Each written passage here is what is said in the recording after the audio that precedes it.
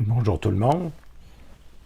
Alors, j'ai décidé comme ça aujourd'hui, presque à la dernière minute, j'y vais toujours selon ce que j'ai envie de faire. Voilà. Je peux pas me tromper parce que je vais dans la dimension de mon être. Est-ce que vous m'entendez bien? Juste un thumbs up s'il vous plaît, puis je vais commencer. Oui, parfait, tout est correct. Ok, merci. Je pensais tantôt à la création, le début de l'univers, en attendant que les gens arrivent. Je m'attends pas à beaucoup de monde parce que j'ai pas averti. Bon, peut-être pas beaucoup, c'est correct. Ça fait partie du jeu. La création. Nous on pense toujours que les choses ont absolument, doivent répondre absolument à la nécessité d'avoir un début, un milieu puis une fin. En fait, l'univers n'est pas quelque chose de créé, c'est quelque chose qui est conceptualisé. C'est-à-dire que à partir du moment où on vient au monde, on constitue notre environnement. La première chose qu'un enfant commence... D'abord, quand on vient au monde, il faut comprendre une chose. On n'a pas encore la faculté de constituer. Parce que quand tu as entre 0 et 3 ans, les choses apparaissent tranquillement. T'sais. On commence par voir apparaître les parents, on commence par voir apparaître l'environnement dans lequel on vit. Et graduellement, cet environnement-là n'a aucun sens. On lui en donne un. Donc on voit et on ne comprend pas ce que l'on voit. On ne peut pas même le conceptualiser, d'aucune manière. Et au fur et à mesure où le temps passe, on absorbe des idées. Et les idées que l'on absorbe, ce sont les idées des autres. Les autres nous disent, voilà ce que veut dire cette chose, ce qu'elle est cette chose. Mais en fait, on n'a pas encore de je. On n'a pas encore véritablement... On a une âme, mais une âme, c'est ce qui permet au corps d'exister dans la matière. C'est une connexion entre une énergie qui est très subtile pour connecter qu'un corps dans la matière. Mais l'âme, en principe, il n'y a pas d'intelligence dans l'âme. Il y a de la sensibilité. Fait qu'on est loin de l'esprit, il n'y a pas encore d'esprit. Alors, on a un concept du monde qui se fait graduellement. Si on n'était pas pollué par les idées du monde, on serait probablement extrêmement puissant parce qu'on aurait une capacité de voir le monde d'une manière qui est tellement différente que l'on pourrait se créer un champ de liberté qui n'appartient pas habituellement à un concept psychique global de la pensée.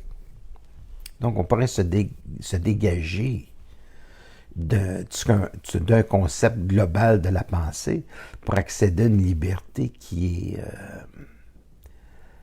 totalement différente dans la manière de créer le monde, de le percevoir, et aussi de se créer et de se percevoir, de se conceptualiser dans le monde. Donc, ça pourrait permettre à ce moment-là une vision nouvelle, et les autres, en tant qu'observateurs, et qui vous conçoit aussi, seraient obligés d'admettre votre réalité comme étant un absolu pour vous, d'accord? Pour soi. Lorsqu'on a un concept du monde, on le crée. Voir le monde, c'est le prendre. C'est la capacité de se donner le monde. Mais il n'y a pas de monde avant. Avant la naissance. On peut simplement retenir du passé une idée, ce qu'on a entendu dire, mais en fait, il n'y a rien. Par exemple, si on dit en France, il y a une vieille maison qui est quatre fois centenaire. C'est un adjectif parce qu'on est obligé de lui donner un attribut qu'elle a 400 ans. Mais lorsqu'on la regarde pour la première fois, elle est neuve. Et on est obligé de se faire une idée du 400 ans. Donc, nous vivons dans un monde qui appartient en fait à une perception de coloration qui appartient au monde. Le monde conceptualise. Mais on peut ne pas être dans le concept du monde et être en soi, et ça c'est la base de la magie, c'est-à-dire créer pour nous, concevoir la réalité pour nous, comprendre que la matière est une chose qui est inexistante.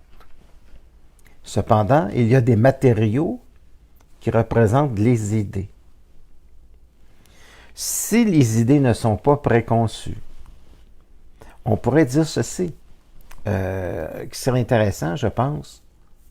On n'a pas véritablement de passé, mais une idée de notre passé. Et lorsqu'on attache trop d'importance à notre passé, on le fait exister. Et pour le faire exister, il faut hypothéquer le moment présent. Parce que le passé ne peut pas être sans être hypothéqué dans le moment présent. Il y a donc un éternel moment présent. Demain, je suis. Dans une semaine, je suis. Dans 2 ans, je suis. Et même au-delà de la mort, on est toujours je suis. J'existe maintenant. Je vis maintenant. Je suis maintenant. Il n'y a rien d'autre qu'un éternel maintenant qui s'étend dans l'idée du temps. Dans l'idée d'un futur. Donc, c'est ça, conceptualiser. Alors, lorsque j'ai regardé l'univers, pour la première fois que j'ai vu des étoiles, c'était quelque chose d'inconcevable pour un jeune homme de 8 ans de regarder dans un télescope, 7 ans, 8 ans, 9 ans, puis de voir tout ça. Et j'ai découvert l'infini. Et il faut comprendre une chose avec l'infini. La caractéristique de l'infini, c'est qu'on ne peut pas le conceptualiser dans le fini. C'est-à-dire que toute pensée sur l'infini finit dans un dé à coudre. Par exemple, un verre d'eau ne peut pas devenir l'océan. Qu'il soit à moitié plein, qu'il soit à moitié vide, c'est une idée qui vient de la perception que vous avez. Mais ce n'est pas l'océan. Par contre, si vous prenez le verre d'eau et que vous le déversez dans l'océan, le verre d'eau, ici, devient l'océan. Il n'y a plus de verre. L'eau qui est contenue dans le verre d'eau devient l'océan. Elle devient une sorte d'absolu. Un absolu qui est l'océan. Alors, je dirais qu'être conscient, c'est se déverser dans l'infini. Et faire l'expérience que nous ne sommes pas séparés de l'infini, que nous ne sommes pas séparés de ce que nous appelons la création, et que tout ça constitue le même être. Donc, on n'est pas véritablement séparés de la galaxie. On n'est pas séparés des galaxies lointaines. Imaginez-vous 14 milliards d'années-lumière quand on pense que la lumière parcourt 300 000 km en une seconde. C'est absolument fantastique. Imaginez-vous un soleil qui est immense, hein, immense. C'est une toute petite lune, à peu près l'équivalent de la moitié de la Terre. Et à une certaine distance, comme par hasard, le soleil qui est situé très très loin, la lune très proche de nous, tu peux assister à une éclipse totale où le disque de la lune englobe totalement celui du soleil, hein, qui est des milliers de fois plus gros. C'est incroyable. Alors cet univers-là est adapté à l'homme. Il faut comprendre que regarder une éclipse, c'est regarder aussi une idée. Une idée qui a été conceptualisée avec l'homme. Quand je dis l'homme et la femme, qui a été conceptualisée à travers notre regard depuis l'aube de l'humanité. Ça a donc joué un rôle important dans la civilisation. Et maintenant, si la Lune peut englober totalement le Soleil pendant la période d'une éclipse, c'est que ça appartient à la mémoire akashique, à l'histoire de la Terre, et que c'est parfait pour ce que ça a déjà servi, ce que ça a déjà été, pour les civilisations dans le passé. La raison pour laquelle c'est parfait aujourd'hui, scientifiquement, et qu'on se dit c'est quasiment impossible de vivre un tel hasard, d'observer quelque chose comme ça, c'est qu'autrefois, une éclipse avait une signification très importante dans le développement des civilisations. Donc, ça joue un rôle très important. Alors, on vit donc dans un monde d'images à colorier. Là, je suis en train de parler, en parlant de l'éclipse de lune, de ce qui fut utile, de ce qui appartenait au cahier à colorier des anciennes civilisations. À un moment donné, il faut en sortir. On peut constater que l'être humain du passé a constitué une réalité, un peu comme une peinture, et que vivre aujourd'hui, c'est vivre dans la peinture de tout ce qui a été créé, conceptualisé par l'être humain avec sur des milliers d'années. Dans une pensée moderne, toutefois, on peut ne pas en tenir compte. Évidemment, la science va dire, bien voici, c'est exactement, ça se produit exactement comme ça, oui, mais il faut comprendre une chose avec la science qui est très belle, qui est très noble, c'est que la science d'aujourd'hui ne correspond pas du tout à la science qui va exister dans le concept de ce que nous allons comprendre en tant que science beaucoup plus développée dans 1000 ans, dans 2000 ans, dans 3000 ans. Ça va être complètement différent. Nous allons être obligés de redéfinir notre science d'aujourd'hui. La science, c'est quelque chose qui se dépasse, c'est quelque chose qui se conteste, qui se remet en question. Parce que la science, c'est quelque chose qui modifie les concepts, du plus petit au plus grand. Alors, nous vivons tous dans un concept à la fois personnel.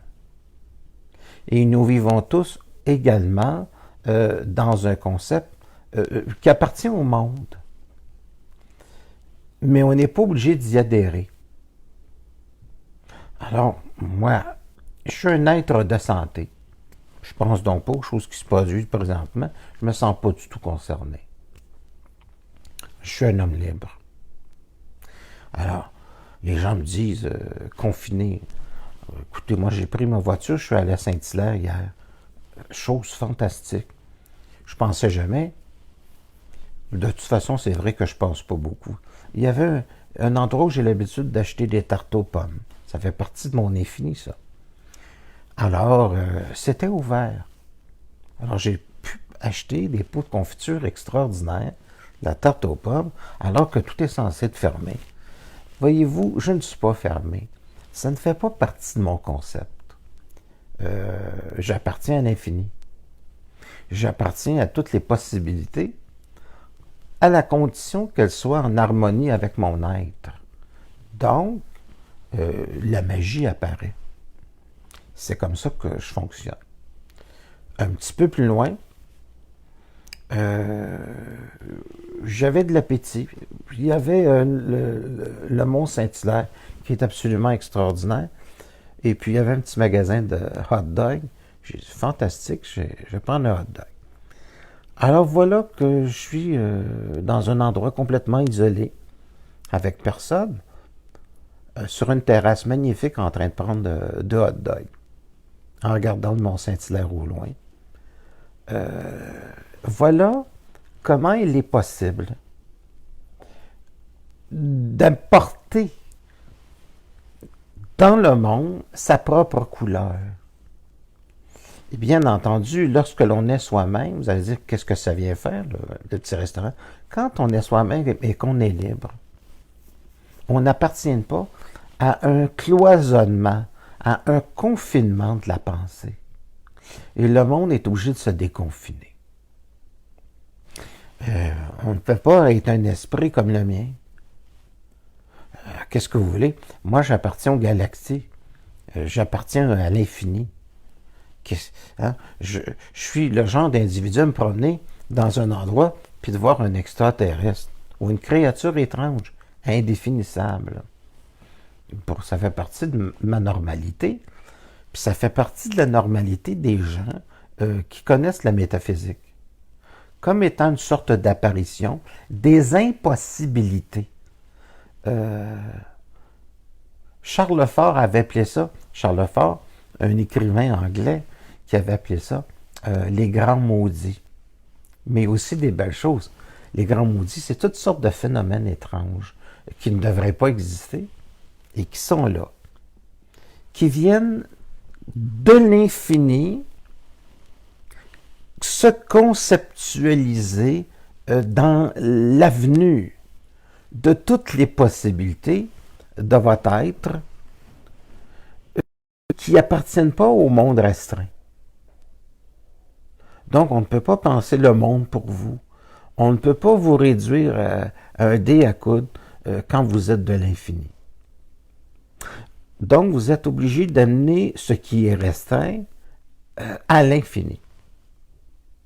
Voilà la pensée que j'avais comme introduction aujourd'hui.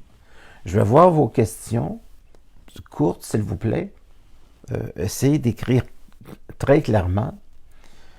Je ne m'attendais pas à 43 personnes parce que je n'avais pas du tout annoncé le Facebook. Je vous dis bonjour, chers amis. Alors, on va passer un 3/4 d'heure ensemble. J'ai fait une petite introduction pour vous permettre d'arriver. Je ne vais pas nommer vos noms parce que c'est un petit peu long aujourd'hui. Attendez un petit instant. Vincent, merci beaucoup Vincent d'être là. Est-ce qu'on va bientôt, un nom, un à la fois, mais pas tout le monde ensemble. Voilà. Est-ce qu'on va bientôt avoir droit à des technologies dont on nous a caché l'existence depuis les 100 dernières années? On n'est pas parti pour ça, Vincent. Tu vois, aux États-Unis, un peu partout dans le monde, j'ai toujours dit, à partir de 1970, on parlait beaucoup de pollution. Cette technologie, ici au Québec, Vincent, toi tu habites en France, mais ici au Québec, on a eu des inventeurs qui avaient inventé le moteur roux. On a des inventeurs qui avaient sorti ça dans les années 60. Et finalement, ça a été acheté par Hydro-Québec, puis on n'entend plus parler. Je ne crois pas que l'énergie lithium-ion est excellente pour les voitures. C'est très polluant à fabriquer et c'est encore plus polluant de s'en débarrasser.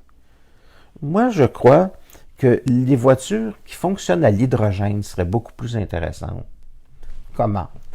On va dire que tu as un endroit là, dans la valise, tu as un réservoir à hydrogène et puis tu as beaucoup de mesures de sécurité pour pas que ça explose, tout ça.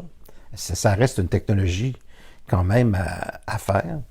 Soit que tu as un réservoir à hydrogène, puis à un moment donné, tu as des commutateurs électriques qui ferment complètement le réservoir, et tu arrives un peu comme une pompe à essence. Et tu mets de l'hydrogène, puis ta voiture, elle n'émet aucune pollution. Je crois beaucoup à cette technologie-là. Peut-être parce qu'un réservoir à hydrogène peut prendre moins d'espace. Mon père travaillait pour le gaz naturel, et toutes les voitures, on est en 1960, toutes les voitures fonctionnaient au gaz naturel. Il y avait un réservoir au gaz naturel. Il n'y avait aucune pollution. Pratiquement aucune pollution. Ça brûlait tout ça à 100%. Et on est dans les années 1960. J'ai vu comment ces moteurs-là fonctionnaient très bien. Donc, c'était des moteurs à cylindre, sauf que l'explosion se faisait avec le gaz naturel. Alors, les technologies ne peuvent pas venir de nos gouvernements actuels. Ce sont des imbéciles, des gens malhonnêtes, du banditisme organisé, du grand banditisme. Je considère tous ces gens-là comme étant des criminels. Dans une civilisation où on va s'en débarrasser, il va falloir. Hein? C'est pas à faire, ça. De tous ces petits malfrats, comme en ce moment, là, ce prétexte d'un petit virus de merde, pour éliminer en fait les économies de la classe moyenne. D'autres pour essayer de vendre un maudit vaccin. Je ne crois pas que les gens vont se laisser faire. Vous savez, les êtres humains peuvent s'armer aussi. C'est ce qui fait la grande valeur c'est que leur constitution leur permet d'avoir des armes. Alors, avec ça, on se tient tranquille ou on négocie égal à égal. Tant qu'une population n'est pas armée, c'est un problème. Alors, je ne préconise pas la violence, mais ça aide à négocier. Bourré de malfrats, de malfaiteurs, armés. Alors, ceci dit, notre civilisation n'a pas à faire vers la liberté, mais moi, je ne suis pas tellement dans le sens de Gandhi, là, tu sais, se faire frapper, puis tant d'autres jours, ou du Christ. Ceci dit, ça se mérite, la liberté, ça se prend. Maintenant, ou alors, vous utilisez une magie, mais évidemment, ces nouvelles technologies-là, Vincent, sont toutes là, et ils sont cachés. Voilà. Ensuite, tu as le racket de la taxe au carbone. Tu sais, à un moment donné, une nouvelle civilisation, ça vient avec de l'intelligence. En ce moment, il n'y a pas assez d'intelligence. La problématique des gens, c'est leur conceptualisation du monde. Ils pensent qu'ils sont obligés d'obéir à des ordres, à des gouvernements. En fait, des gouvernements n'existent pas. Ce ne sont que des banques. Et en arrière de ces banques, des bandits. C'est tout. Mais pour la majorité des gens, pour beaucoup trop de gens, si tu leur dis ça, on dirait que leur univers s'écrase. Les écoles sont des fabriques d'imbéciles. Des diplômes de prétentieux universitaires. On voit pas grand-chose. On continue pas dans cette veine-là, hein, parce que ça fait juste... C'est de la matière. C'est parce que ces choses-là existent parce que le monde, comme conscience, n'a pas pris sa place. Il en demeure pour moi que le temps me donnera raison lorsque je dis que les Américains, c'est le peuple le plus avancé au monde. Pour les raisons que j'ai énumérées. C'est la raison pour laquelle ils vont être capables de garder leur démocratie. Vous allez me dire, je parle des armes. Oui, mais je tiens à vous dire que Trump va faire la même chose en tweetant sur les États qui appartenaient au Parti démocrate, qui disent on ne va pas laisser aller nos citoyens dans le déconfinement, et qu'il a simplement tweeté utilisez vos armes. Voilà. On t'écœure plus longtemps. Alors, en France, problème, écoutez, ça fait 2 ans que ça dure, hein, avec des gens qui sont extrêmement armés. Ceci dit, moi j'appartiens à un concept, une autre photo, un autre concept, où les armes sont très différentes de ceux que les individus ont l'habitude de prendre. Moi, écoutez, je parle en la matière. Ce que vous appelez, vous autres, de la matière. Je parle aux idées. Dans ma vie, les choses apparaissent. Alors, ma vision de la matière n'est pas du tout la même. Je n'ai pas à me battre. Les choses se placent. Je prends ma liberté. À vrai dire, je la suis. Je suis cette liberté. Donc, je ne me sens pas tellement contrarié. Ma vie est simple. J'allais voir vos questions. Donc, on aura cette technologie-là, Vincent, mais ça fait partie d'une civilisation qui a de la conscience. S'il n'y a pas de conscience, on subit, les gens subissent le poids d'une conceptualisation du monde restreinte, c'est-à-dire trop petite, petit. Je n'ai pas à subir l'inconscience du monde. Et je rajoute ceci. Le quotient intellectuel de la majorité des peuples a diminué depuis les 40 dernières années. Et la maturité émotive de beaucoup. Puis j'ai essayé de comprendre pourquoi. Puis j'ai trouvé deux choses. La qualité de la nourriture n'est pas suffisante pour le cerveau humain. On mange trop d'agents de conservation et ça détruit les cellules du cerveau. La deuxième chose, ça c'est le majeur, on mange tellement mal que le quotient intellectuel s'est effondré, depuis les 50 dernières années.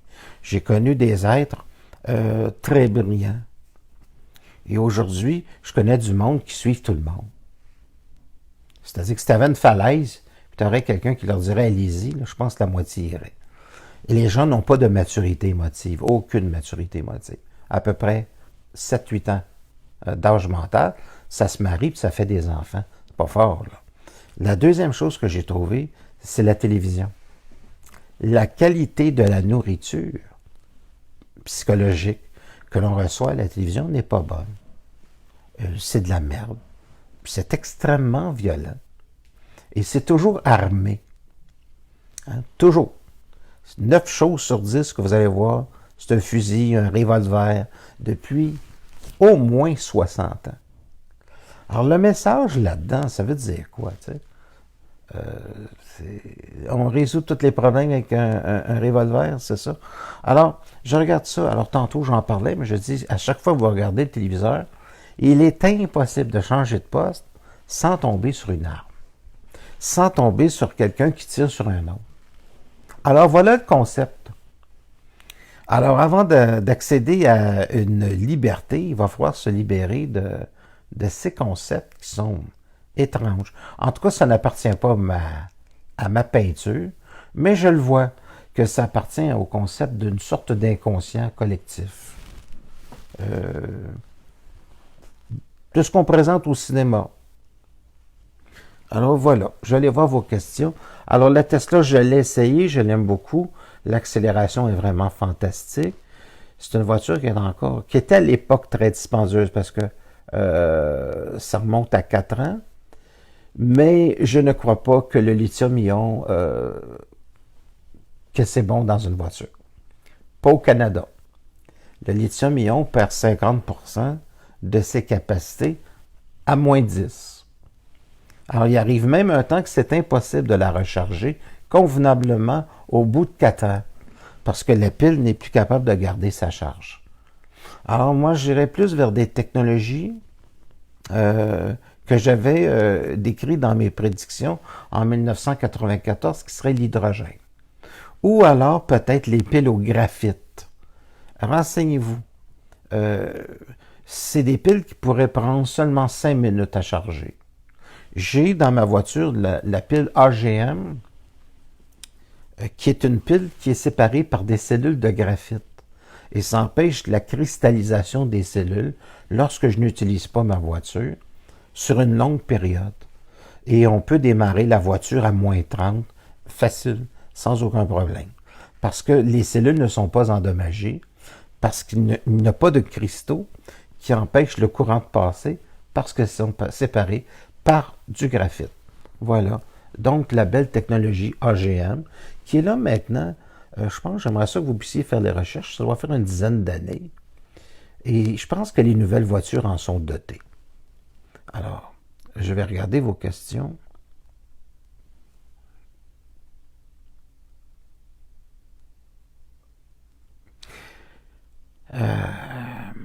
Vous dites quoi de ce que dit autre 4 vagues de cette pandémie? Je ne comprends pas la question. Excusez-moi, est-il possible de réécrire la question? Merci.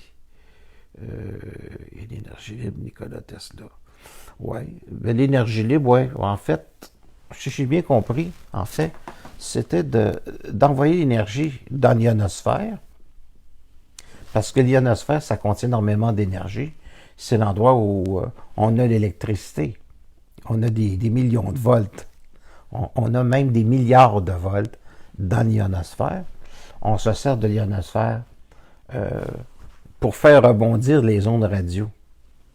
Autrefois, lorsqu'on écoutait la radio par onde ou dans votre voiture, ça fonctionnait par rebondissement sur l'ionosphère et ça revenait dans votre récepteur. Donc, l'ionosphère, c'est l'endroit où se forment les orages électriques. Nikola Tesla voulait aller chercher cette énergie. Donc, la transférer. Tu l'envoies, tu la fais transférer par l'ionosphère, puis il y a des gens qui avaient des antennes qui pouvaient la recevoir. Évidemment, tant que nous allons continuer à nous comporter comme des esclaves, moi, je regarde Hydro-Québec et j'ai un passe-temps. À tous les jours, pour m'amuser, je regarde comme ça ma consommation d'énergie électrique. Même quand je ne suis pas dans la maison, du tout. Et qu'il n'y a absolument rien qui fonctionne parce que j'ai mangé à l'extérieur, je peux dépasser ma consommation d'énergie électrique de la journée d'avant. Or, je me suis rendu compte qu'Hydro-Québec était simplement des voleurs. Et que le Québec a une mentalité de voleur. Et qu'on a un gouvernement qui nous ressemble. C'est-à-dire, j'y vais pas loin, c'est du vol. On me vole. C'est tout simple que ça. Alors, on joue avec les algorithmes des compteurs électriques. Puis je ne suis pas du tout dans la maison. J'ai appelé Hydro-Québec. Et je leur ai dit, écoutez-moi, j'ai fait des captures d'écran. Et il y a des journées, je ne suis pas là. Puis je veux dire, je consomme 10 kW, 15 kWh de plus. Alors là, on essaie de trouver des excuses bidons. Je dis, le bidon, c'est vous. Ou alors, il y a quelqu'un qui m'en prend dans l'édifice. C'est un des deux, là. Il y a quelque chose, là. Donc, vois-tu, c'est un des deux problèmes. Mais j'en ai parlé à plusieurs personnes. Finalement, eux ont constaté le même problème. Donc, l'Hydro-Québec, c'est des voleurs. Nos gouvernements sont des voleurs, sont des criminels. On devrait les pendre en public. Ce serait un beau spectacle. Comme autrefois. La guillotine. Apparemment qu'on peut voir sa tête envolée. C'est un peu morbide, hein? Mais quand même, ça nous empêcherait de regarder des films d'horreur. Il y aurait du spectacle. je passerais tous ces gens-là. Je les pendrais tous au écho. Dans mes journées où je serais de mauvaise humeur seulement. Avant, je les mettrais en prison. Je leur donnerais des petits morceaux de pain. Voilà. Ça va arriver un jour, hein? Vous savez, pourquoi ça va arriver un jour? C'est parce que c'est ça qui est toujours arrivé dans le passé. Tout simple que ça.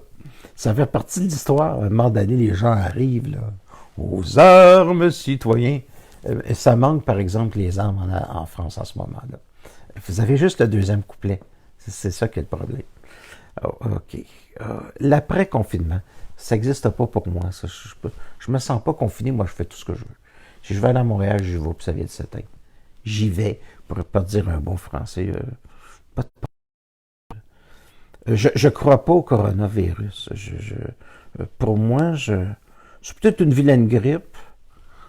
Ah oui, il y a une dame, je me souviens plus, qui m'avait dit, oui, mais pourquoi il y a autant de morts? Mais c'est parce qu'on les invente, cette histoire. Sapristi, sortez de votre innocence. Voyons, c'est compilé. Les statistiques sont faussées. C'est une maladie qui est inventée. Déniaisez, là. Secouez-vous un tout petit peu.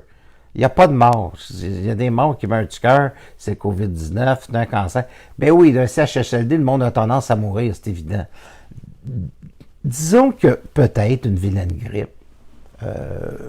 Mais c'est pas la grippe espagnole. Bon, je ne veux plus parler de ça.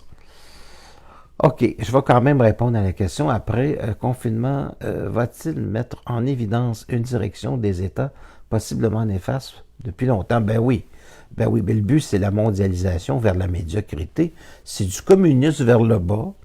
C'est un vol de toute la classe moyenne internationale, qui est le plan, en fait, des globalistes. Voilà. Qui sert à une poignée de criminels trilliardaires, puis leurs amis. Voilà. Si je vous apprends quelque chose, en ce moment, vous avez des problèmes. Oh, vous avez des problèmes. Si je vous apprends quelque chose concernant ça, si vous êtes innocent, puis c'est le temps d'en sortir. D'accord?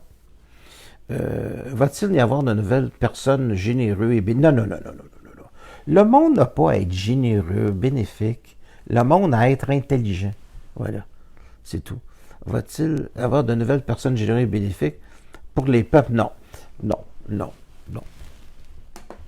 Non. Il faut devenir généreux et bénéfique envers soi-même, pour soi. Attendre après un sauveur tout le temps. Les gens attendent après des sauveurs depuis des millénaires. L'Église, c'est bon.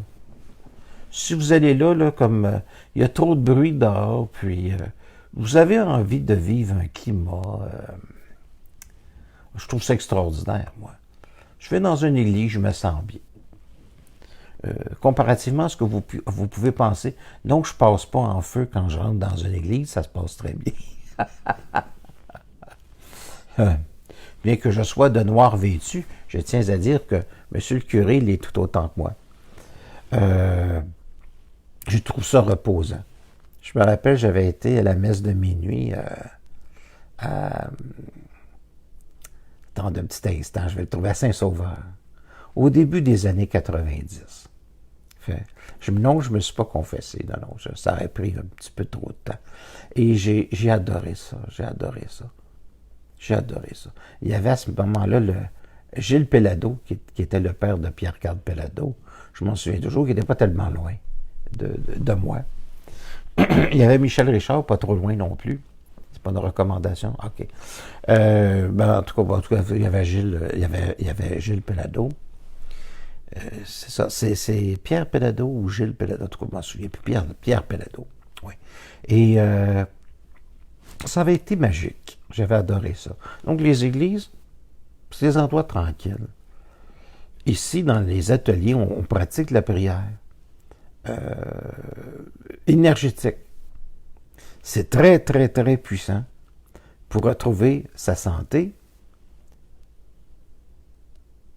et pour changer les événements dans l'espace et dans le temps.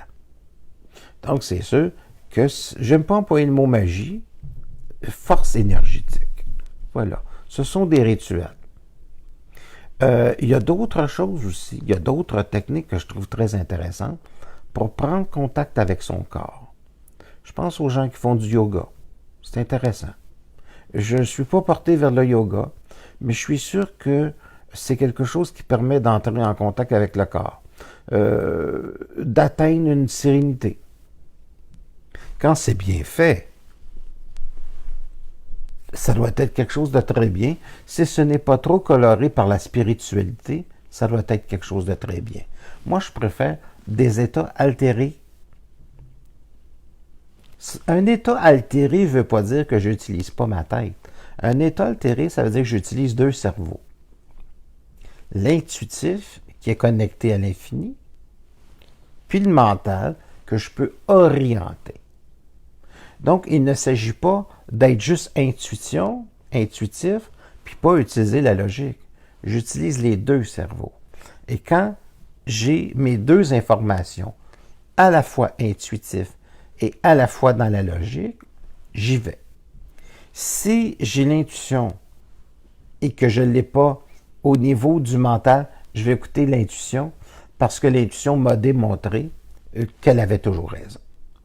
Donc, c'est ce qu'on appelle une connexion directe. Je vais écouter plutôt l'intuition. Je ne me trompe jamais, jamais, jamais, jamais, jamais avec l'intuition. En ce qui me concerne. D'accord? Voilà. Je vais aller voir pour les questions. Je ne veux plus parler du confinement. Moi, ça ne me concerne pas. Moi, je n'y suis pas. Faites ce que vous voulez. Confinez-vous si vous le voulez. L'énergie électromagnétique, ben oui. Christian, Yann, est-ce qu'on utilisera l'énergie électromagnétique? Ben oui. Ben oui. Écoutez, j'ai acheté une laveuse juste pour ça, parce qu'elle contient un moteur Euro. Donc, les nouvelles laveuses fonctionnent avec des aimants. Avant, c'était un petit moteur avec une courroie. Moi, je suis tombé en amour avec la technologie. Alors, le tambour fonctionne électromagnétique. Ce sont tous des aimants, comme dans les vélos électriques, ce sont tous des aimants où on fait passer un courant. Il n'y a aucune partie qui est touchée à l'autre. Parce que le rotor, c'est la cuve au complet. Ça dure normalement 200 ans, ça, sans aucun problème. Mais ils se sont arrangés pour que ça brise au bout de 4 ans. Parce que le X, qui est au fond de la cuve, se décompose en miettes parce que ça devient une anode électrique. Et ils ont mis un matériau qui se décompose. Pour être sûr que ça va coûter 700 $ ou 800 au bout d'à peu près 4 ans, 5 ans.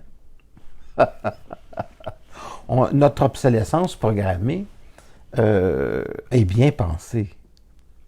L'être humain est un malfaiteur, un malfrat. Vous allez me dire, mais pourquoi qu'on a des gouvernements qui sont tous des bandits? C'est parce que les humains sont des voleurs. Il va falloir dépasser ça à un moment donné. Si vous ne croyez pas, regardez dans votre famille. Aussitôt qu'il y a de l'argent, c'est de la chicane, toutes sortes de problèmes. C'est marque l'être humain, là.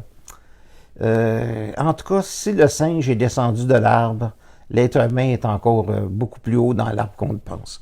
Donc, c'est un singe habile. Il faut quitter ça, pas passer à de la conscience. Alors, vous me parlez des instruments d'une civilisation extrêmement avancée, mais nous, il faut être avancé aussi. Comment je pourrais dire? Admettons là, qu'ils veulent vacciner la population. C'est un exemple que je donne, parce que les gens sont très hésitants par rapport à ça. Puis c'est tout à fait compréhensible. Si tout le monde dit non, ben, ils vont arrêter. C'est tout simple que ça. Tu peux pas envoyer quelqu'un à chaque porte, là. Regardez, je vais vous donner un exemple. Je n'ai jamais écrit un recensement de toute ma vie. Je les ai laissés dehors. Hein. C'est tout. Je ne suis pas une chose. Je ne me comporte pas comme tel. Alors, d'après vous, quelle est la chose la plus incroyable que les États nous cachent? Non. Regardez donc les choses incroyables que vous vous cachez, puis vous allez voir que c'est que l'État vous cache. Les extraterrestres, OK. Ça, j'en parlais. OK, c'est correct. J'ai rencontré un ambassadeur américain en 1977. Je vous expliquerai je ne vais pas vous expliquer dans quelles circonstances, mais je lui ai demandé, je lui ai dit ce que je savais, qu'il ne connaissait rien des extraterrestres et que les gouvernements essayaient de cacher leur ignorance. L'armée américaine ne cache rien des extraterrestres. Elle ne sait absolument pas ce que c'est. Par contre, ce qu'elle cache, c'est son ignorance. Il n'y a jamais eu de petit gris qui s'est laissé passer sur une table d'opération, comme ce film qui a été fait, je pense, en 1947. C'est complètement faux. Les Américains cachent leur ignorance. Et c'est ce qui m'a été confirmé par l'ambassadeur américain en question qui me dit « il ne faut pas répéter ça ». Mais je le savais déjà depuis 10 ans. Donc, on ne peut pas attraper un songe. On ne peut pas kidnapper un rêve. Et ces êtres-là appartiennent à une autre dimension de ce que nous autres nous appelons de la matière. Ils sont construits à partir de l'étoffe des songes, un peu comme dans les rêves. Mais ils ont une fonction. Ils ont deux fonctions. Certains sont des robots qui fonctionnent semblables aux humains et qui vont collecter des informations sur notre environnement et dans la psychologie de l'être humain. Autrement dit, ça fait dire à Jacques Vallée que l'on rencontre des machines Maya, c'est-à-dire des illusions qui vont copier notre inconscient. Et ça fait écrire à Carl Gustav Jung en 1961 un livre qui s'appelait « Les ovnis, un mythe moderne ». Donc, un ovni, c'est quelque chose, c'est une énergie qui fait l'expérience un peu miroir de ce que nous sommes, de la relation que nous établissons avec notre inconscient. Les ovnis que l'on voit à Montréal sont très modernes, parce qu'on a vu des ovnis à Montréal atterrir sur le toit d'une maison le 6 janvier 1977 au coin de la rue Casgrain et Beaubien. Le cas s'appelle, excusez-moi le nom, il est un peu étrange, c'est le cas Florida Malbeuf. C'est des enquêteurs, des policiers sont impliqués dans ce document-là, et des ufologues, et des physiciens. Et il y avait des traces de pas de créatures que l'on a vues se promener sur le toit de la maison d'en face qui était vide. Il n'y avait pas personne, c'était pas occupé parce que c'était en rénovation. Donc, on a des beaux cas, on a Sainte-Marie de Mont-Noir, on a des cas absolument extraordinaires. Donc, le phénomène est réel, mais nous pensons que c'est fantastique parce qu'on ne connaît pas notre réalité. Mais en fait, nous sommes des êtres multidimensionnels et nous sommes étudiés d'une manière multidimensionnelle. Donc, de cette catégorie de phénomènes-là, leur deuxième message, c'est de nous faire apparaître notre multidimensionnalité. C'est un signe pour dire, vous êtes autre chose que juste cette dimension-là. Donc, ça amène l'être humain à une avenue d'infini. Cependant, je tiens à vous dire qu'ils ne sont pas là pour intervenir dans le développement de la libération de la race humaine. Parce que la race humaine doit mériter sa libération. Si l'être humain ne peut pas se libérer, il va crever. C'est tout. On ne libère pas des esclaves, ils se libèrent. Parce que pour être un esclave, il faut être esclave de ses pensées.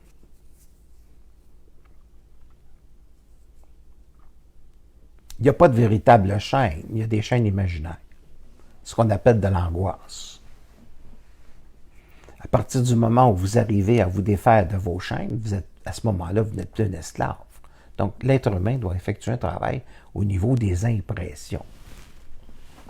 C'est les impressions. On peut avoir l'impression d'être opprimé. Moi, je ne me sens pas opprimé, je vis, là, tu sais.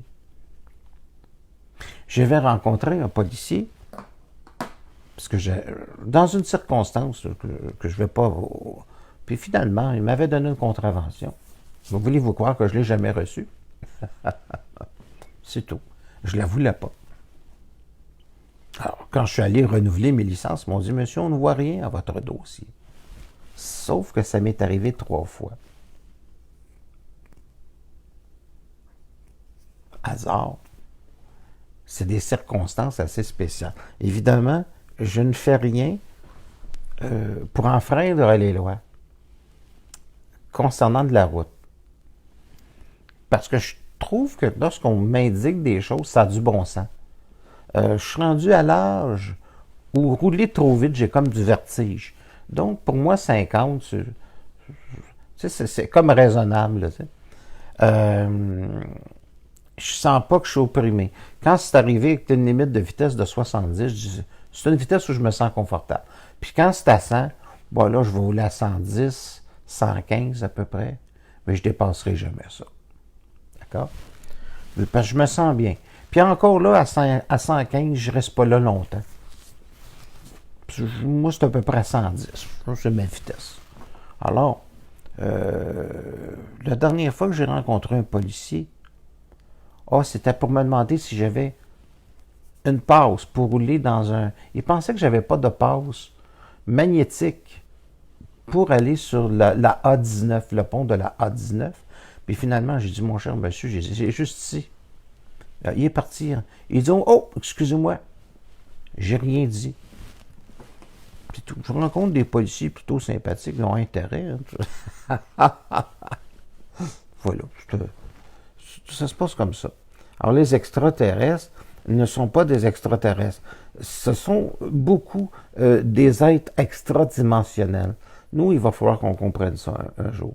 L'extradimensionnalité, c'est que nous avons une conscience dimensionnelle, mais nous sommes des êtres extradimensionnels.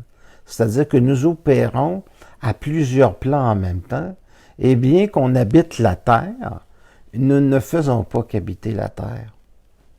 Nous existons sur d'autres planètes en même temps, et nous pouvons mener des vies légèrement différentes. Ceci n'est pas un concept farfelu. C'est un concept scientifique admis dans le domaine de l'astrophysique. Ne serait-ce que par le fait que nous sommes matière, mais il y a une sorte d'inconscient de la matière, l'antimatière.